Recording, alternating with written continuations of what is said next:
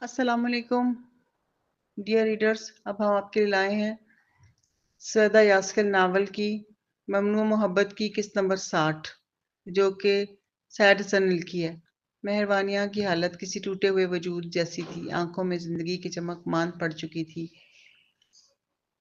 جیسے روح اندر سے بکھر چکی ہو۔ اس کے دادا دادی جنہیں وہ سب سے زیادہ چاہتی تھی اغوا ہو چکے تھے، اور وہ خود کو مکمل طور پر بے بس محسوس کر رہی تھی۔ نہ کوئی منصوبہ سوچتا تھا، نہ کسی راستے کی امید، حتیٰ کہ اعلیٰ حکام سے بھی رابطہ کرنا بھی بے معنی لگ رہا تھا۔ ریسرچ انسٹی ٹیوٹ کی کالز مسلسل آ رہی تھی، واپسی کا تقاضا، دباؤ، یاد دہانی، مگر اب وہ پرانی مہروانیاں نہیں رہی تھی جو کام میں ڈوبی رہتی تھی، ہر جذبے سے بے نیاز۔ اب اس کے دل پر فکروں کا بوجھ تھا، ایسا بوجھ جو سانس لینا بھی مشکل بنا دیتا تھا۔ سوچوں کی گرد نے اس کے ذہن کو جکڑ رکھا تھا، اور وہ کسی چیز پر توجہ مرکوز نہیں کر پا رہی تھی۔ اسی لمحے فون کی گھنٹی نے خاموشی توڑ دی۔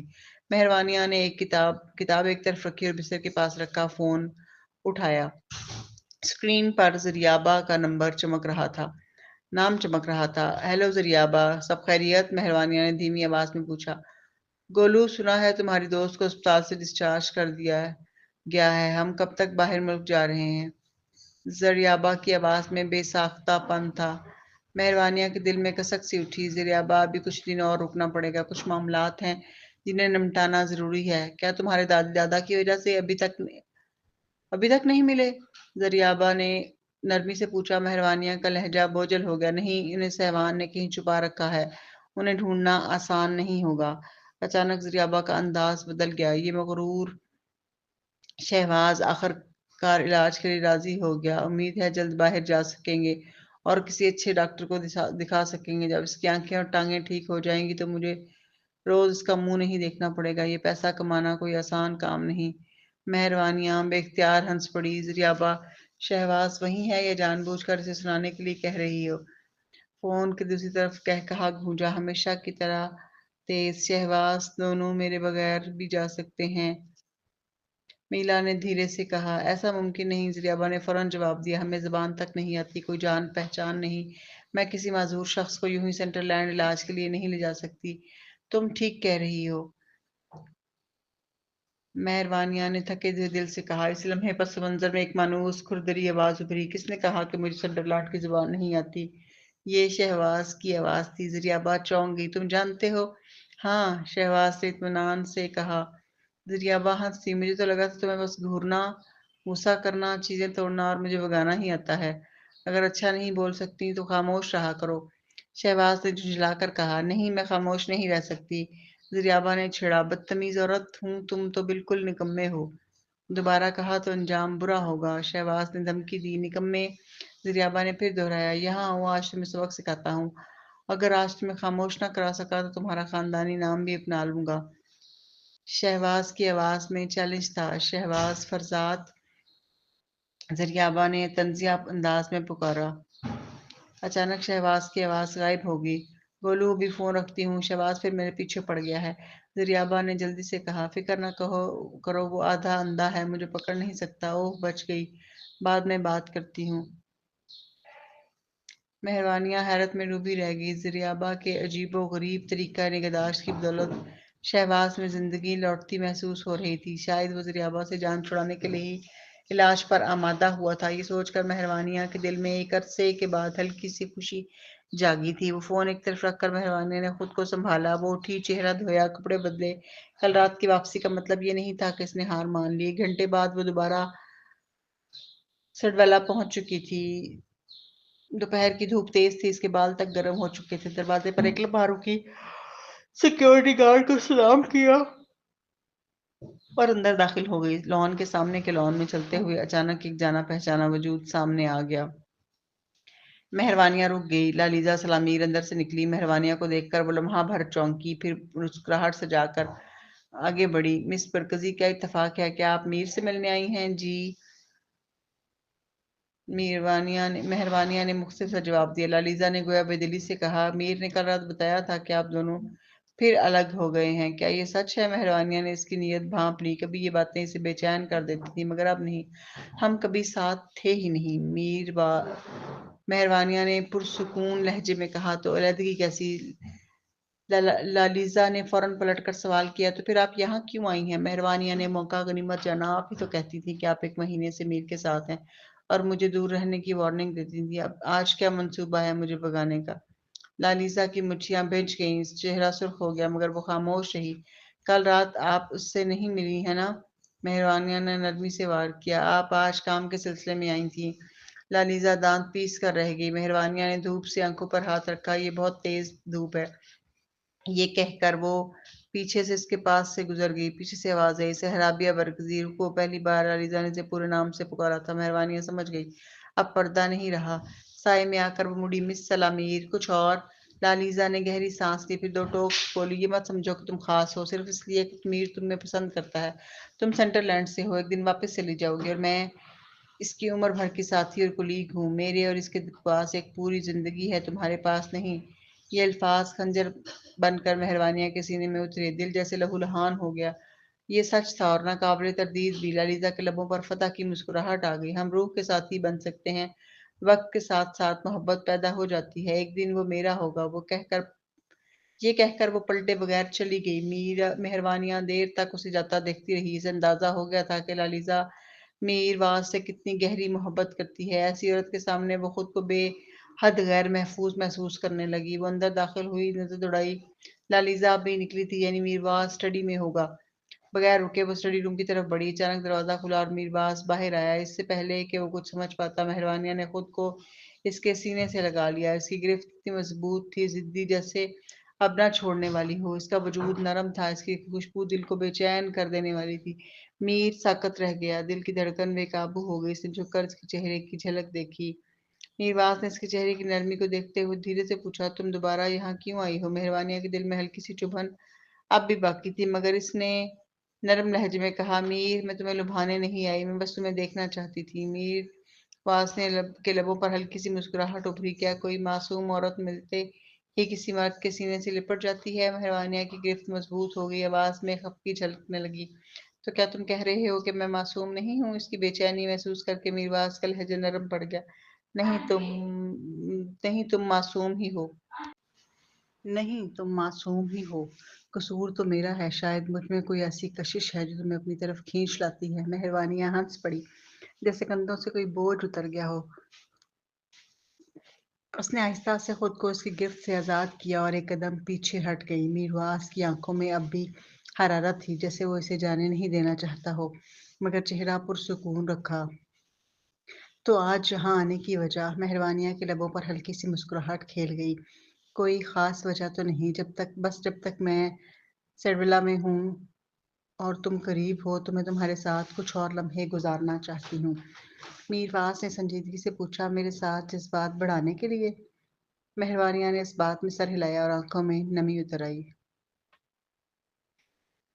اور جذبات بڑھانے کے بعد بھی تم جانا چاہو گی؟ میرواز کی آواز میں دھیمی سی اداسی تھی۔ ہاں، مہروانیہ نے سادگی سے جواب دیا۔ میرواز کی نگاہ دھندلا گئی، وہ اس کے پاس سے گزرتا ہوا بڑبڑایا، تم خود اپنے لیے مسائل کھڑے کر رہی ہو۔ مہروانیہ اس کے پیچھے پیچھے ڈرائنگ روم میں آئی۔ تم ایسا کیوں کہہ رہے ہو؟ میرواز صوفے پر بیٹھ گیا، میز سے ایک سنترا اٹھایا اور چھیلنے لگا۔ اگر جانا ہی ہے تو پھر سکون کو بے سکونی میں کیوں بدلنا؟ مہروانیہ نے بات کو مزید کھولنا مناسب نہ سمجھا۔ وہ اس کے قریب جھکی اور دھیرے سے بولی، میر، ابھی لالیزا تم سے کیا بات کرنے آئی تھی؟ میرواز نے چھلا ہوا سنترا اس کی طرف بڑھایا۔ مہروانیہ چونک گئی، اس کے ہاتھ میں سنترا دیکھ کر آہستہ آہستہ مسکرانے لگی۔ کچھ فائلیں دینے اور کام پر بات کرنے۔ میرواز نے سادہ لہجے میں جواب دیا۔ کیسا کام؟ مہروانیہ نے سنترے کا ذائقہ لیتے ہوئے پوچھا۔ اس کی مٹھاس اور خوشبو دل کو لبھا رہی تھی۔ میرواز نے اسے گھورا مگر خاموش رہا۔ خفیہ ہے، مہروانیہ نے اس کی جھجک بھانپ کر کہا۔ میرواز سنجیدہ ہو گیا، میرے کام سے متعلق ہر بات تمہارے لیے خفیہ ہی رہے گی۔ مہروانیہ رک سی گئی، چہرے پر اداسی چھا گئی، جیسے دل کو ایک اور دھچکا لگا ہو۔ وہ آہستہ آہستہ سنترا کھانے لگی، مگر اب اس کا ذائقہ پھیکا لگ رہا تھا۔ لالیزا کے الفاظ اس کے ذہن میں گونجنے لگے۔ لالیزا اور میرواز کی عمر بھر کی ساتھی، کولیگ، شاید روح کی ساتھی بھی بن سکتی تھی۔ لالیزا کے الفاظ کے ذہن میں گونجنے لگے۔ اور وہ تو اس کے کام میں بارے میں ایک سادہ سا سوال بھی نہیں کر سکتی تھی۔ مہروانیہ کے چہرے پر چھا جانے والی اداسی میرواز کی نگاہ سے اوجھل نہ رہی۔ اس کا دل بیٹھ سا گیا۔ خاموشی میں دونوں ایک ساتھ بیٹھے رہے، یوں جیسے وقت تھم گیا۔ اچانک مہروانیہ چونکی۔ اس نے دیکھا میرواز کی نگاہیں اس کے ہونٹوں پر جمی ہوئی تھیں۔ مہروانیہ نے ہونٹ کے کنارے کو چھوا، کچھ بھی نہیں تھا۔ پھر اس نے ہاتھ میں موجود سنترے کی طرف دیکھا۔ بات سمجھ میں آ گئی۔ میر، کچھ سنترا لوگے؟ میرواز نے سر ہلایا۔ نہیں شکریہ، بہت میٹھا ہے، چکھ کر تو دیکھو۔ مہروانیہ نے اصرار کیا۔ تم ہی رکھو، میر نے نظریں ہٹا کر کہا اور جیب سے فون نکالنے لگا۔ ابھی وہ سکرین ان لاک ہی کر رہا تھا کہ مہروانیہ اچانک صوفے پر گھٹنوں کے بل آ گئی اور اس نے دونوں ہاتھوں سے اس کا چہرہ تھاما اور چھپ کر اس کے لبوں کو چوم لیا۔ میرواز جیسے پتھر کا ہو گیا۔ فون اس کے ہاتھ سے چھوٹ کر فرش پر جا گرا۔ مہروانیہ کتنا تجربہ کاری واضح تھی مگر جرأت مندی قابل تعریف تھی۔ سنترے کی مٹھاس اس کے ہونٹوں سے ہوتی ہوئی میرواز کے وجود میں اتر گئی، نرم مگر اشتعال انگیز۔ میرواز نے اسے ہٹانے کی کوشش کی مگر جسم نے دل کا ساتھ نہ دیا۔ اس کے ہاتھ اس کے کندھوں پر منڈلاتے رہے، دھکیلیں یا کھینچ لیں۔ آنکھیں بند ہو گئی۔ اس کا ہاتھ مہروانیہ کے کندھے سے سرک کر اس کے سر کے پچھلے حصے پر آ ٹھہرا۔ بوسہ اور گہرا ہو گیا۔ یوں لگا جیسے برسوں بعد یہ لمس ملا ہو۔ چاہت کی آگ بھڑک اٹھی۔ مہروانیہ نے صرف سنترے کا ذائقہ دینا چاہا تھا مگر اس کے جواب میں میرواز نے اسے اپنی گرفت میں لے لیا۔ وہ اس کے قریب سمٹ آئی، ایک پاؤں اس کے وجود پر رکھ کر اس کی گود میں آ بیٹھی۔ میرواز کا جسم تن گیا، بوسہ ایک جھٹکے میں رک گیا۔ مہروانیہ کے ہاتھ اس کی گردن میں لپٹ گئے، اس کی کمر پہ آہستہ سے حرکت کرنے لگے۔ میرواز کے بدن میں بجلی دوڑ گئی، سانس بے ترتیب، عضلات سخت، جذبہ قابو سے باہر ہونے کو تھا۔ اس نے خود پر قابو پاتے ہوئے اس کا چہرہ پیچھے کیا، پیشانی پر شکن آواز میں درد۔ کیا ہم نے طے نہیں کیا تھا؟ کوئی لبھانا نہیں؟ مہروانیہ کا چہرہ سرخ ہو گیا۔ میرا ارادہ نہیں تھا۔ میرواز نے اس کی باریک کمر مضبوطی سے تھامی، انہیں قریب کھینچ لیا۔ پھر یہ کیا؟ دباؤ سے مہروانیہ کو ہلکی سی تکلیف ہوئی۔ وہ الفاظ توڑ کر بول گئی، یہ بس اتفاق تھا۔ میرواز نے گہری سانس لی، جیسے ضبط ٹوٹنے کے قریب ہو، آواز بھاری، سرگوشی جیسی۔ تم واقعی بہت خطرناک ہو گولو۔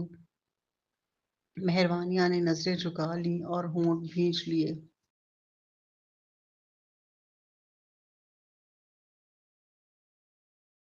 دل کی دھڑکن اس کے کانوں میں گونج رہی تھی۔ میرواز کی نگاہیں اس کے گلابی ہونٹوں پر ٹھہر گئی، اس کے جسم کی نرمی اسے دیوانہ کر رہی تھی۔ اس کی سانسیں بے ترتیب ہو چکی تھیں، سینہ تیزی سے اٹھ رہا تھا جیسے اندر کوئی ایسی آگ بھڑک اٹھی ہو جسے بجھانا ممکن نہ ہو۔ گولو حد سے زیادہ بے باک تھی۔ وہ میرواز خود کو مزاحمت کے قابل نہیں پا رہا تھا۔ اسی لمحے اس کے سارے اصول، ضبط اور خود پر قابو سب مٹی میں مل گئے۔ گولو نے جھٹکتے ہوئے نظریں اٹھائیں اور اس کی آنکھیں میرواز کی جلتی ہوئی نگاہوں سے ملیں تو اس نے مدھم آواز میں سرگوشی کی، میر، کیا تم ایک بار کوشش بھی نہیں کرنا چاہتے؟ میر کے لبوں سے صرف ایک لفظ نکلا، ہاں۔ خواہش نے اسے مکمل طور پر گھیر لیا۔ وہ چاہتا تھا کہ برسوں کی جمع شدہ تنہائی، تڑپ اور جذبہ سب ایک لمحے میں انڈیل دے۔ کتنی ہی راتیں اس نے جاگ کر اس کی چاہ میں گزاری تھیں۔ نیند اس کی آنکھوں سے کوسوں دور رہی تھی۔ گولو کو لگا وہ جیت کے دہانے پر ہے۔ اس کے ہاتھ بے ساختہ میرواز کی گردن کے گرد لپٹ گئے، نہ تجربہ کار مگر فطری قربت کی تلاش میں۔ بس یہی ایک حرکت میرواز کو جنون کی حد تک لے گئی۔ اس کا سینہ بھاری ہو گیا، سانسیں گہری اور بوجھل، ہونٹ خشک ہونے کی اذیت سے واہ ہونے لگے۔ اچانک میرواز نے گولو کو مضبوطی سے اٹھایا اور قریب ہی رکھے صوفے پر بٹھا دیا، اپنے جسم کی خطرناک قربت سے دور۔ تبھی گولو کی نظر اس طرف گئی۔ اس کا لباس اس کے جسم سے یوں چپکے تھا جیسے اپنے اندر طوفان برداشت کر رہا ہو۔ یہی رکو، میرواز کی آواز بھاری اور مدھم تھی، میں احتیاط کرنا چاہتا ہوں۔ یہ کہہ کر وہ کھڑا ہوا۔ گولو گھبرا کر بھی کھڑی ہو گئی اور اس کا ہاتھ تھام لیا۔ نہیں، اس کی ضرورت نہیں۔ میرواز کے چہرے پر سایہ سا لہرا گیا۔ کیا مطلب؟ دل میں جرم کی چبھن لیے گولو نے بے چینی سے وضاحت کی، مجھے ڈر ہے کہ تم گئے تو واپس نہیں آؤ گے۔ میرواز نے نرمی سے اس کے گرم سرخ گال پر ہاتھ پھیرا، نگاہیں گہری اور پر یقین تھی۔ میں واپس آؤں گا، وعدہ کرتا ہوں۔ مگر گولو ہچکچا گئی، اسے سمجھ نہیں آ رہا تھا کہ اسے کیسے روکے۔ اس کی الجھن دیکھ کر میرواز سنجیدہ ہو گیا۔ उसने आहिस्ता से उसकी ठोड़ी उठाई। आंखें आंखों में जम गई। गोलू, इसकी आवाज पुरसकून मगर सख्त थी। सच बताओ, तुम क्या चाहती हो? मेरी मोहब्बत, महज तजस्सुस, या इसके पीछे कुछ और है? गोलू का चेहरा शर्म से दहक उठा, कान तक सुर्ख हो गए। मैं बस एक बार आजमाना चाहती हूँ। तो फिर हिफाजत क्यों नहीं? मैं महफूज दिनों में हूँ और साफी हिफाजत बेहतर नहीं। गोलू लाजवाब हो गई, शर्मिंदगी में बहाने ढूंढने लगी। मुझे बैरूनी एहतियात के साथ बेरामी होती है। मीरवास साकत रह गया। उसकी आंखों में हैरत साफ झलक रही थी। इसलिए गोलू चाहती थी कि जमीन में गड़ जाए। शर्मिंदगी ने उसे जकड़ लिया। ये अल्फाज तुम्हारे नहीं हो सकते। मीरवास ने हाथ पीछे खींचा। एक हाथ कमर पर, दूसरा बालों में फंस गया। अचानक इस पर हकीकत खुल गई। उसकी निगाह सख्त हो गई। क्या तुम मेरे बच्चे की माँ बनना चाहती हो? गोलू का दिल धक से रह गया। आंखों में घबराहट थी, जहन में भगदड़ मची हुई थी, और यही खामोशी मीरवास के शक की तस्दीक बन गई। गुस्सा और सदमा एक इसके अंदर तूफान बनकर उठा। वो एक कदम पीछे हटा, गहरी सांस ली, सर पीछे को झुका दिया। मीर, मैं, गोलू ने कमजोर सी कोशिश की। बस करो। मीरवास ने कड़क कर बात काट दी। तो ये वजह थी तुम्हारे अजीब रवैये की, बार बार मुझे लुभाने की। गोलू, तुम बेरहम हो। गोलू पर घबराहट तारी हो गई। मुझे माफ कर दो मीर, मैं धोखा नहीं देना चाहती थी। मैं जानती थी तुम नहीं मानोगे, इसीलिए। मीरवास की हंसी सर्द और कांटदार थी, आंखें गुस्से से सुर्ख। जब मालूम था कि मैं इनकार कर दूंगा तो फिर ये सब क्यों? क्योंकि मैं तुम्हारा बच्चा चाहती हूँ। ये अल्फाज मीरवास के दिल में खंजर की तरह उतर गए। हर सांस दर्द बन गई। गोलू, इसकी आवाज भारी थी, क्या मेरा दर्द कम है? क्या तुम हमारे बच्चे को सेंटरलैंड वापस ले जाकर मेरी तड़प को और बढ़ाना चाहती हो? इसके दुख ने गोलू का दिल चीर दिया। आंखों में आंसू मढ़ाए वो डरते डरते आगे बढ़ी। इसके हाथ की उंगलियां छूने की कोशिश की, मगर जैसे ही इसका हाथ लगा, मीरवास पीछे हट गया। गोलू किसे इसकी रोक न सकी।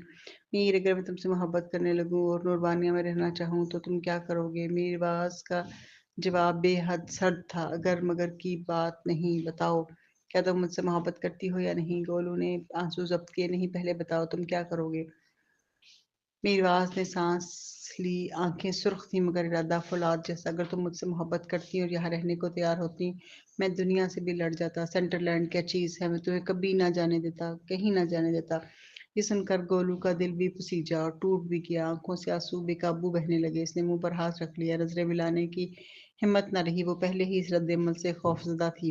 वो जानती थी कि मीरवास मोहब्बत में हद से गुजर सकता है। कौम, फर्ज सब पीछे रह सकते हैं। शहवाज वाला वाकया इसके जहन में गूंज गया। जब मीरवास ने एक पूरे अड्डे को मिटाने में लम्हा नहीं लगाया था, यही खौफ उसे पीछे हटा रहा था। मीरवास की आवाज नरम पड़ गई। गोलू, क्या तुम मुझसे मोहब्बत करती हो? क्या तुम मेरा बच्चा चाहती हो और यहाँ रहना चाहती हो? गोलू ने आंसू भरी आंखों से सर हिलाया इनकार में। मीर, मैं नहीं चाहती कि तुम अपने आप को खतरे में डालो। ना मैं चाहती हूँ कि तुम सब कुछ कुर्बान कर दो मेरे लिए। इसके पीछे हटते हुए कदम मीरवास के दिल को चीरते गए। वो आगे बढ़ा, उसके कंधों को थाम कर उसकी मोहब्बत आंखों के सामने झुका। गोलू, क्या तुम मुझसे मोहब्बत भी करती हो? गोलू ने हिचकियां दबाते हुए आंसू पूछे। खामोश रही। गोलू ने आंसू जब्त किए, सिसकी दबाकर खुद को संभालने की अदाकारी की। नहीं, जब मैं सेंटरलैंड वापस जाऊंगी तो मेरी पूरी तवज्जो काम पर होगी। शादी मेरे मुस्तकबिल के मंसूबों में शामिल नहीं। मैं बस तुम्हारे अच्छे खानदान की कदर करती हूँ और एक बच्चा चाहती हूँ। मीरवास के हाथ आहिस्ता आहिस्ता ढीले पड़ गए। इसकी आंखों में आंसू भरा, कदम लड़खड़ा गए और चेहरे पर गहरी मायूसी जब्त हो गई। गोलू के अल्फाज तीर बनकर उसके दिल में पेवस्त हो गए। इतने बेरहम कि इसकी सांसें बोझल हो गई, जैसे वो दर्द से मर चुका था। उसके हल्क से एक तल्ख हंसी निकली, ऐसी हंसी जिसमें गम घुला हुआ था, और आंखों में ऐसी उदासी जो चीख चीख कर बोल रही थी। भारी कड़वी आवाज में उसने पूछा, मान लिया तो तुम मुझसे मोहब्बत नहीं करती, मगर फिर मुझे यूं अजियत देने का ये जालिमाना तरीका क्यों? गोलू खामोश रही, आंखों से आंसू बहते रहे, मगर जबान साथ न दे सकी। मीरवास उठा, सोफे की तरफ बढ़ा और जमीन पर गिरा हुआ फोन उठाया। उसकी पीठ गोलू की तरफ थी और आंसू बेकाबू होकर बह निकले। सीना की तरफ से दर्द से जकड़ गया। उसकी आवाज बर्फ की तरह सर्द हो गई। गोलू, चलो आज ये मान लें कि हम कभी मिले ही नहीं, कभी मोहब्बत की ही नहीं, यहीं जुदा हो जाते हैं। और अगर कभी दोबारा आमने सामने आए तो अजनबी बनकर। नहीं, गोलू चीख उठी। उसके अल्फाज उसके दिल को चीर गए और वो खुद को रोक ना सके। लपक लपक कर आगे बढ़ी। उसका हाथ मजबूती से थाम लिया। मीर, प्लीज, میرے ساتھ ایسا مت کرو، بچے کی پیدائش کے بعد میں اسے نوروانیاں بھیج دوں گی، جدائی کا درد میں خود سہ لوں گی اور شاید مجھے بھی بچے کے ساتھ واپس آنے کا موقع مل جائے۔ وہ جانتی تھی کوئی بھی ملک اس جیسی قیمتی سائنسدان کو یوں ہاتھ سے نہیں جانے دیتا، مگر بچہ جہاں بھی جاتا جدائی پھر بھی ناقابل برداشت ہوتی۔ میر باز ایسی خود غرضی کو نہ سمجھ سکا، نہ قبول کر سکا۔ اس نے گولو کا ہاتھ جھٹک دیا، طوفانی قدموں سے باہر نکل گیا اور میر گولو کی چیخ فضا میں گونجی اور اس کے پیچھے دوڑی۔ میر کے قدم تیز تھے جیسے وہ چاہتا ہو اس کی نظروں سے ہمیشہ کے لیے غائب ہو جائے۔ گولو کی آنکھیں آنسوؤں سے دھندلا گئیں، قدموں کا خیال نہ رہا اور وہ لڑکھڑا کر زمین پر گری۔ گھٹنے میں تیز درد اٹھا، اس نے سر اٹھایا تو دیکھا میر باز باغ کے باہر کھڑی گاڑی میں بیٹھ چکا تھا۔ انجن سٹارٹ ہوا اور گاڑی آنکھوں کے سامنے سے اوجھل ہو گئی۔ گولو نے کانپتے ہاتھوں سے گھٹنے کو چھوا، ٹانگیں سمیٹ کر بیٹھ گئی اور بازو میں خود کو جکڑ لیا، سر گھٹنوں میں چھپا لیا۔ کندھے ہچکیوں سے لرزنے لگے، آنسو زمین پر ٹپکنے لگے۔ دل میں ایسی آگ لگی تھی جو اندر ہی اندر سب کچھ جلا رہی تھی۔ وہ بس چاہتی تھی کہ وطن واپسی کا معاملہ نرمی سے سلجھ جائے۔ کیا وہ غلط تھی؟ اور میرواس بچے کے معاملے پر اتنا کیوں ٹوٹ گیا تھا؟ اچانک فون کی جانی پہچانی دھن فضا میں گونج اٹھی۔ گولو نے آہستہ آہستہ خود کو سنبھالا، آنسو پونچھے، جیب سے فون نکالا۔ یہ فوبی کی کال تھی۔ گہری سانس لے کر اس نے خود کو دوبارہ قابو کیا اور کال اٹھائی۔ فوبی کی آواز کانپ رہی تھی۔ گولو تم کہاں ہو؟ زمین سے اٹھتے ہوئے اس نے گرد کپڑوں سے جھاڑی۔ میں سیٹ ولا میں ہوں، پلیز یہاں فوراً آؤ۔ فوبی کی آواز میں گھبراہٹ واضح تھی۔ میں ایڈریس بھیج رہی ہوں۔ اس بے چینی نے گولو کو چونکا دیا۔ وہ تیزی سے روانہ ہوئی، بھاگتے ہوئے پوچھا کیا ہوا، کیا بات ہے؟ ہمیں تمہاری نانی مل گئی ہے، فوبی نے جواب دیا۔ گولو کا دل زور سے دھڑکا، رفتار اور تیز ہوگی۔ کہاں ایڈریس بھیجو؟ ٹھیک ہے مگر خود کو سنبھال کر آنا، فوبی نے خبردار کیا۔ اسی لمحے گولو کا ذہن سن ہو گیا۔ ٹیکسی لے کر وہ شہر کے مضافاتی علاقے میں ایک سنسان ادھورے تعمیراتی مقام پر پہنچی۔ وہاں پہنچتے ہی پولیس کی گاڑیوں اور قطار اور زرد ٹیپ نے اس کی بے چینی کئی گنا بڑھا دی۔ 2 افسر پہرا دے رہے تھے۔ گولو، فوبی نے اسے دیکھتے ہی پکارا اور دوڑ کر اس کا ہاتھ تھام لیا۔ چہرہ سنجیدہ تھا، گولو کا ہاتھ یخ بستہ تھا، جسم ہلکا سا لرز رہا تھا۔ وہ کہاں ہے؟ اس کی آواز کانپ رہی تھی۔ فوبی نے اوپر آسمان کی طرف اشارہ کیا۔ گولو نے سر اٹھایا اور اس کا دل جیسے رک گیا۔ آنکھوں کے سامنے اندھیرا سا چھا گیا۔ کنیزاں ہوا میں لٹکی ہوئی تھیں، رسیوں سے بندھی، جسم پر بارودی مواد جیسا پیکٹ بندھا اور ایک دیو ہیکل کرین کے ذریعے اوپر اٹھائی گئی تھیں۔ گولو کا دل خنجر کی طرح کٹ گیا۔ درد اس کے ہوش نکلنے کو تھا۔ وہ پولیس کی طرف لپکی، انگلیاں افسر کی وردی میں گڑ گئیں۔ آپ اسے بچا کیوں نہیں؟ میری دادی کو فوراً آزاد کیوں نہیں کرتے؟ کیا آپ اس کی پوتی ہیں؟ افسر نے پوچھا۔ گولو نے آنسوؤں کے ساتھ سر ہلایا، نگاہیں پھر کنیزا کی طرف چلی گئیں۔ خوف نے اسے جکڑ لیا۔ آفیسر نے سنجیدگی سے بتایا، آپ کی دادی کے جسم پر ریموٹ کنٹرول بم بندھے ہیں، کرین کا کنٹرول روم بھی اسی طرح بم سے جڑا ہوا ہے۔ ہمارے بم ڈسپوزیبل ماہر قریب پہنچنے سے پہلے ہی چھپے دھماکوں سے زخمی ہو گئے تھے۔ خوش قسمتی سے حفاظتی لباس نے جان بچا لی۔ کیا کرین کے ارد گرد بھی بم ہے؟ گولو کی سانسیں تیز ہو گئی، مٹھیاں بھیج گئی، چہرہ زرد پڑ گیا۔ افسر نے اس بات میں سر ہلایا اور قریب موجود ٹیم کی طرف اشارہ کیا۔ وہ ریسکیو کی حکمت عملی بنا رہے ہیں۔ گولو نے دوسری کرین کی طرف اشارہ کیا۔ کیا اس سے ماہرین کو اوپر نہیں پہنچایا جا سکتا میری نانی کو بچانے کے لیے؟ افسر نے آہ بھری، مسئلہ یہ نہیں کہ ہم نہیں چاہتے، مسئلہ یہ ہے کہ بم ریموٹ کنٹرول ہے، اگر کوئی قریب گیا تو سب کچھ اڑ سکتا ہے۔ صورتحال سمجھتے ہی گولو نے ایک لمحہ ضائع نہ کیا۔ وہ پولیس ٹیپ اٹھا کر آگے بڑھی۔ آپ اندر نہیں جا سکتی، آفیسر نے چیخ کر کہا، مگر خود قدم بڑھانے کی ہمت نہ کر سکا۔ فوبی گھبرا گئی۔ گولو تم کیا کر رہی ہو؟ واپس آؤ پلیز۔ گولو کرین کے قریب پہنچی، مگر بم ڈسپوزل لباس میں ملبوس افسر نے اسے روک لیا۔ تم موت کو دعوت دے رہی ہو، فوراً پیچھے ہٹو۔ گولو نے اس کا ہاتھ تھام لیا، آنکھوں میں ایک عزم اور حوصلہ چمک رہا تھا۔ مجھے بتاؤ بم کیسے نکارا کیا جاتا ہے؟ مجھے اوپر جانے دو پلیز۔